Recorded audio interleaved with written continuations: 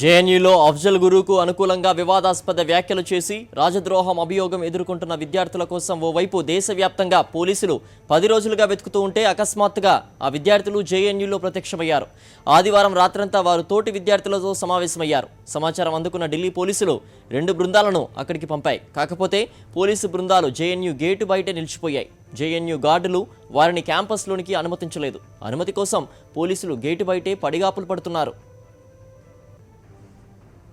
మరింత సమాచారం మా కరెస్పాండెంట్ జై శ్రీనివాస్ అందిస్తారు. జై శ్రీనివాస్, చెప్పండి, ప్రస్తుతం జేఎన్యూలో పరిస్థితి ఎలా ఉంది? పోలీసులు ఓవైపు గేట్ వైపే వేచి చూస్తున్నట్టు తెలుస్తుంది, వివరాలేంటి?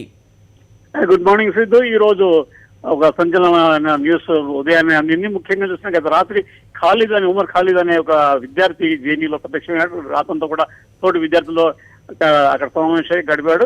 ఖచ్చితంగా ఈ విద్యార్థితో పాటు మరొక ₹5 రాజద్రోహం కేసులు మన ఢిల్లీ పోలీసులు పెట్టారు. కాబట్టి ఖచ్చితంగా వీళ్ళ కోసం అసలు లుకౌట్ నోటీసు కూడా జారీ చేశారు. దేశమంతా గాలిస్తున్నారు.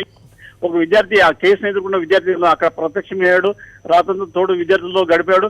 పైగా తను ఆ రోజు నినాదాలు చేయలేదు, దేశానికి వ్యతిరేకంగా నినాదాలు చేయాలని చెప్పేసి అతను చెప్తున్నాడు.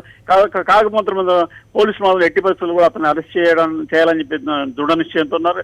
అయితే వారికి యూనివర్సిటీ లోపలికి అనుమతించలేదు అక్కడ ఉన్న సెక్యూరిటీ సిబ్బంది. కాబట్టి ఖచ్చితంగా వాళ్ళు యూనివర్సిటీ వైస్ ఛాన్సలర్ ఆపై అధికారుల నుంచి అనుమతి కోసం నిరీక్షిస్తున్నారు. ఖచ్చితంగా ఈ ఉదయం మరి కాసేపట్లోని వాళ్ళు జేఎన్యూలో ప్రవేశించి ఆ విద్యార్థిని అదుపులోకి తీసుకునే అవకాశం ఉంది.